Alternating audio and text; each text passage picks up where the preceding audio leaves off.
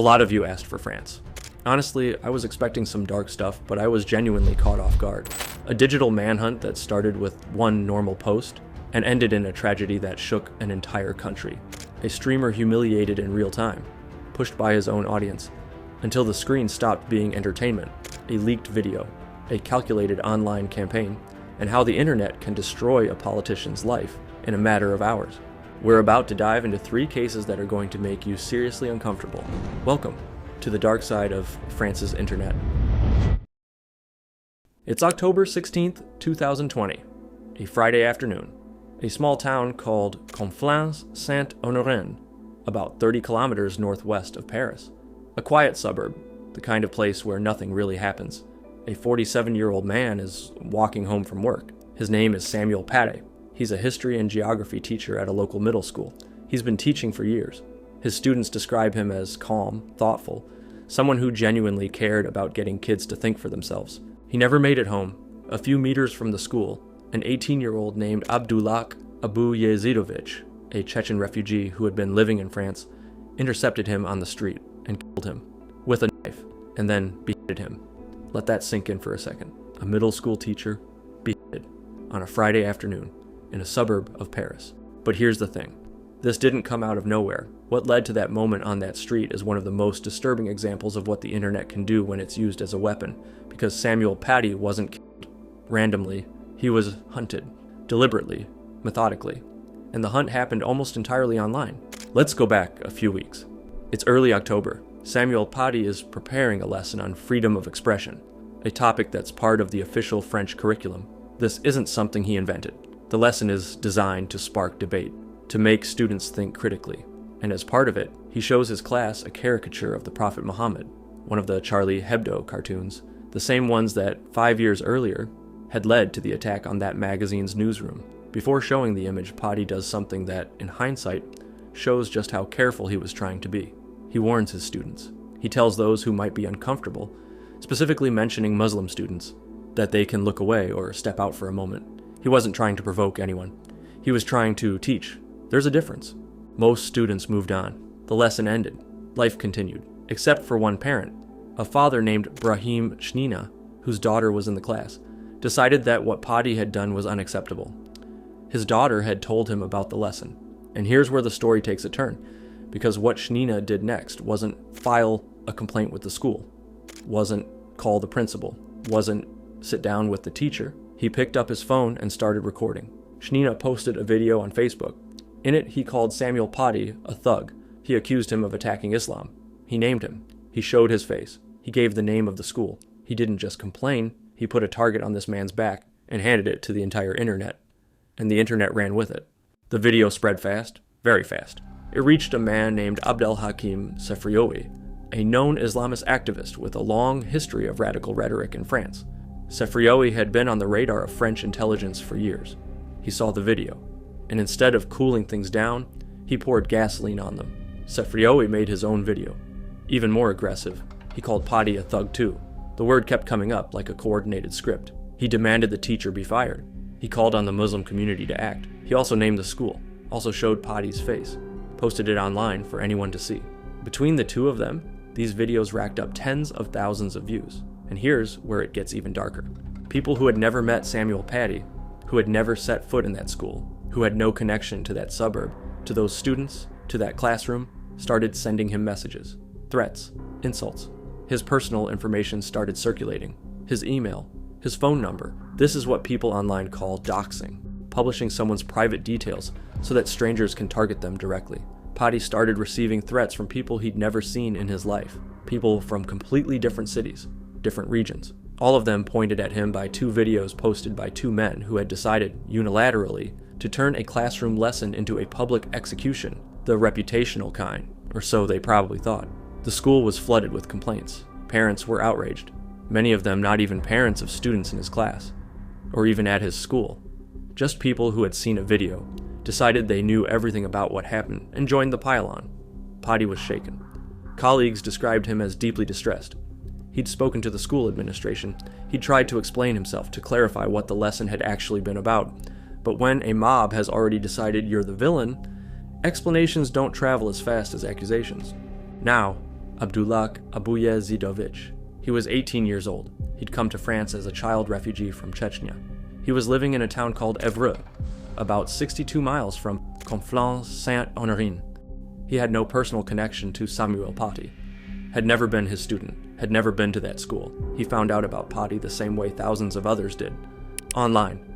He watched the videos, he read the comments, he absorbed the outrage, and at some point he made a decision. In the days before the attack, Abuyezidovich actually went to Paty's school and asked students to identify the teacher for him. Think about that. He traveled to a town he'd never been to find a man he'd never met, because the internet had told him this man deserved to be punished. Some students, not understanding what was happening, pointed Paty out. On October 16th, Abuyezidovich waited for him near the school, and when Paty walked by, he attacked him. He stabbed him multiple times, and then he beheaded him on the street. He was shot and killed by police shortly after. On his phone, and this part is genuinely chilling, investigators found a photo he had taken of Paty's severed head. He had posted it on Twitter with a message directed at French President Emmanuel Macron, saying he had punished one of Macron's dogs. Twitter, a photo posted in real time of a decapitated teacher. That is what we're talking about here. The investigation that followed dismantled the network that had made all of this possible. Brahim Shnina and Abdelhakim Sefrioui were arrested and charged with complicity in a terrorist murder. Investigators found that Shnina had actually been in contact with Abuyezidovich in the days before the attack. The attacker had reached out to him looking for information about Paty, and Shnina had provided it. Whether he understood what he was enabling or chose not to ask is a question that was eventually answered in court. In 2024, after a long trial, both men were convicted. Sefrioui received 13 years. Shnina received 15. Several others connected to the online campaign were also sentenced, but Samuel Paty doesn't come back. France was devastated. Hundreds of thousands of people took to the streets in the days after the murder. Vigils, marches, people holding signs with the words, "Je suis enseignant," I am a teacher. Paty was posthumously awarded the Légion d'honneur, France's highest civilian distinction. His name was read aloud in schools across the country. Emmanuel Macron gave a speech that made international headlines. He defended the right to show those cartoons. He talked about freedom of expression as a non-negotiable value of the French Republic. The speech stirred enormous controversy internationally. Boycotts of French products in several Muslim-majority countries. Diplomatic tensions. The debate it opened is still alive today. But underneath all the politics, underneath the symbols, and the ceremonies, and the international controversy, there's something much simpler and much more disturbing. A man prepared a lesson. A legal, curriculum-approved lesson. He was careful. He warned his students. He taught it the way a good teacher would. And because of 2 videos posted on Facebook, 2 men with phones and an audience, that lesson became his death sentence. The mob didn't need to be coordinated. It didn't need a leader or a plan. It just needed a target, a platform, and enough outrage to keep sharing. The internet did the rest. Paty's killer never sat in his classroom, never knew him, never had any reason to hate him personally. The internet gave him one. Samuel Paty was 47 years old. He taught kids how to think, how to question, how to look at the world critically and form their own opinions. That was his job. That was what he loved. He was for doing it. And the people who set it in motion never touched him, never had to. They just posted a video, hit share, and watched. Samuel Paty's story is about what happens when the internet decides someone deserves to be punished. A mob with no judge, no jury, and no off switch.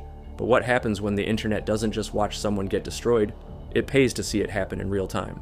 That's the next case.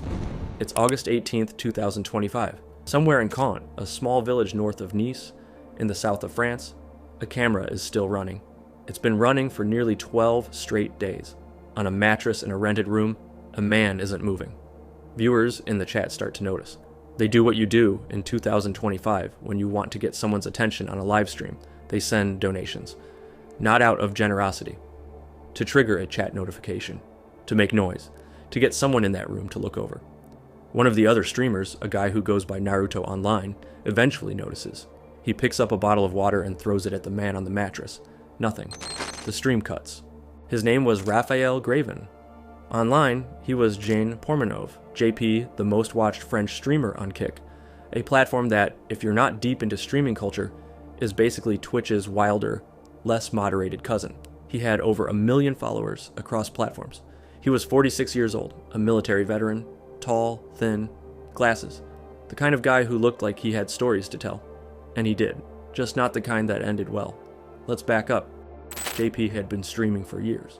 Gaming, just chatting, the usual stuff. But at some point, the way it happens to a lot of creators who are chasing numbers, the content started shifting. More extreme, more provocative, more painful to watch. He fell in with a group called Lilo Call, a crew of French streamers built around one specific formula. Put JP in the center and do things to him. Film it, monetize it, and the audience showed up. In dozens of videos that journalists reviewed after his death, the pattern is pretty clear. JP was the target. The others were the entertainers. Competitions to see who could choke him the longest. Paintball shots at close range. Buckets of water, being woken up by a leaf blower inches from his face, or the sound of a revving motorbike in the room where he was trying to sleep. Stunts designed specifically to humiliate him, shaving parts of his hair, mocking him in front of thousands of viewers about his personal life, his loneliness, his wish to one day have a wife and kids. That last part comes up a lot in the clips. JP wanted a family.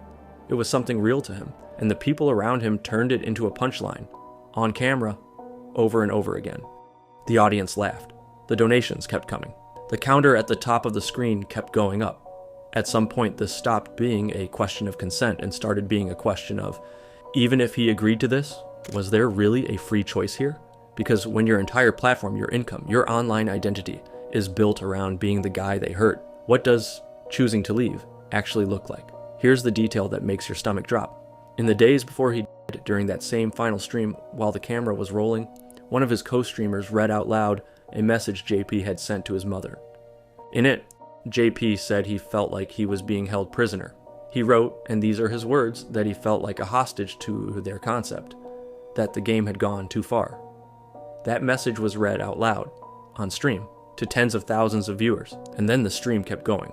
His mother had also called him during a previous broadcast, berating him for letting them shave his hair. "Did you see what he did to you?" she said on the call, which was apparently live at the time. "They are treating you like garbage." The audience watched that too. There's a video from 2024 before all of this where someone asked JP how he hoped to be remembered when he died. He laughed. He said, "No wife, no kids, but what a nice guy." Then he added, "What's on my mind now is to leave a mark." He left a mark, just not the one he had in mind. Authorities in Nice opened an investigation immediately. The autopsy found no traumatic injuries, no single blow, no specific act that killed him. The probable cause, according to prosecutors, was medical or toxicological, meaning his body gave out. After 12 days of sleep deprivation, physical stress, and whatever else was in his system that night, his body just stopped. His co-streamers, Naruto and a guy named Safin Hamadi, were briefly detained. They denied doing anything wrong. Their lawyers argued everything was staged, that JP was a willing participant, that this was entertainment. They have not been formally charged, kick-banned them, all of them, pending investigation. The French government didn't hold back. Clara Chaput, France's Minister for Digital Affairs, called what happened to JP an absolute horror. She said he had been humiliated and abused for months on a live platform. And then France did something unusual. It sued Kik directly. The argument was simple. The platform knew what was happening, had been aware of it since at least late 2024 when prosecutors had already started looking at the broadcasts and did nothing to stop it. Drake and Aiden Ross announced they'd cover the funeral costs, which is a very 2025 sentence. JP's sister said his death was unacceptable, that no entertainment should ever cost a human being their life, that in the days before he died, his exhaustion was visible to anyone who looked. Apparently, not enough people looked. There's something about this case that's hard to shake. Not just the death, though that's horrifying enough on its own. It's the structure of it, the architecture. Thousands of people watched JP get hit, choked, humiliated, sleep deprived, and they donated. That's how the system worked. You wanted more, you sent money. The more money came in, the more extreme it got. The audience wasn't just watching. The audience was the engine. And on the night he died, the audience was the one that noticed something was wrong. They sent donations to trigger a notification, to get someone to check on him. They had been funding his suffering for months, and at the end, a chat message was the closest thing to a 911 call he got. The stream had over 36,000 euros in donations from that final broadcast alone. Raphael Graven was 46 years old. He was a veteran. He wanted a family. He wanted to leave a mark. He died on a mattress, on camera, while the counter kept going up. and the platform kept streaming. Raphael Graven's story is about an audience that paid to watch someone fall apart, slowly, on camera, until there was nothing left. The next case is different. It's not about violence, it's not about death, but it destroyed a man's life in a single night. One video, one click, and a political career that evaporated before sunrise. It's February 13th, 2020, a Thursday evening in Paris. The municipal elections are less than a month away. Benjamin Griveaux is one of the most recognizable political figures in France. He's 42 years old, close ally of Emmanuel Macron, like genuinely close. Former government spokesman, the guy who stood behind the podium and spoke for the president. Polished, confident, the kind of politician who knows exactly what to say and when to say it. He's running for mayor of Paris, and his whole campaign has a theme: family, values, stability. He talks about his wife constantly, his kids, the kind of Paris he wants to build, not just a city but a home, for families like his. That Thursday evening, a website goes live. By Friday morning, Benjamin Griveaux's political career is over. Let's talk about who built that website. His name is Pyotr Pavlinsky, Russian, an artist, or at least that's what he calls himself. In Russia, before fleeing the country, he had made a name for himself through what he described as political performance art. We're talking sewing his own mouth shut outside a courthouse, wrapping himself in barbed wire in front of the Russian parliament, and most famously nailing his own scrotum to the cobblestones of Red Square in Moscow as a protest against political apathy. That last one is not a metaphor. He actually did that. France gave him political asylum in 2017. He moved to Paris, and at some point he crossed paths, or rather his girlfriend did, with Benjamin Griveaux. Her name was Alexandra de Tadeo.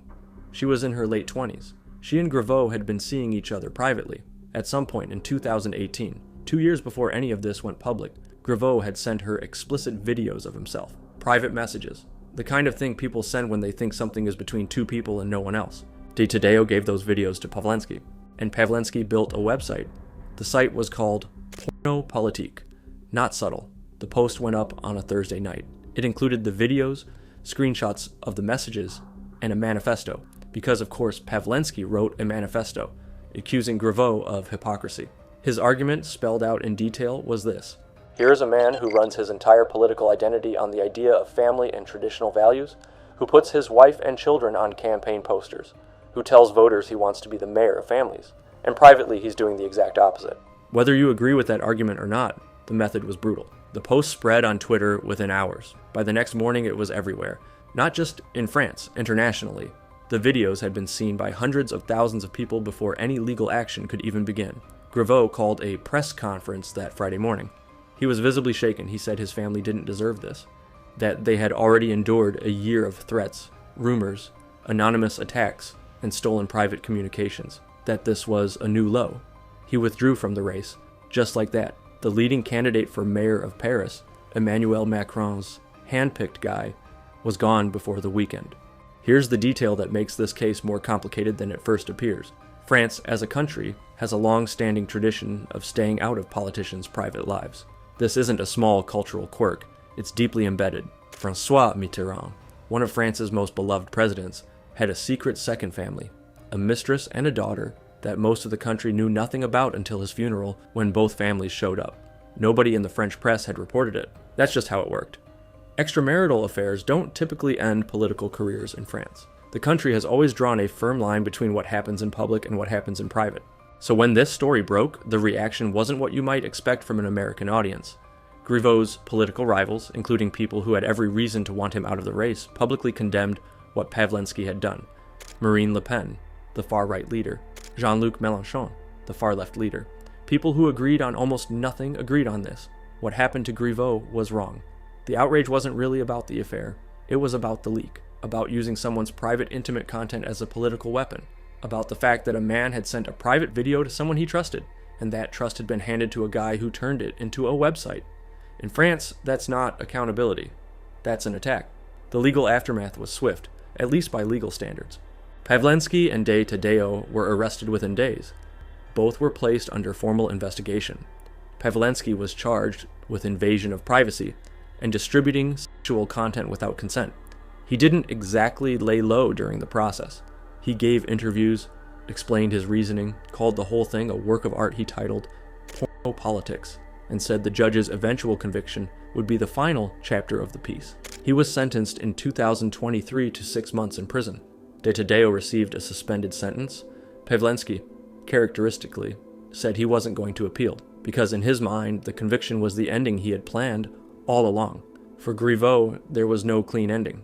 He had denied nothing, didn't dispute the videos were his. His lawyer pushed for privacy charges against anyone who shared or published them. Legally, he won. Morally, the damage was already done. He never returned to frontline politics. There's a question this case keeps raising, and it doesn't have a clean answer. Pavlinsky's argument wasn't crazy on its face. Politicians who campaign on family values while privately living a completely different life, that's a real tension. Voters, you could argue, deserve to know who they're actually electing. The hypocrisy angle has been used to justify exposing public figures plenty of times in plenty of countries, but there's a line, and posting someone's explicit videos without their consent, regardless of who that person is, regardless of what they said on a campaign poster, is crossing it. Hard.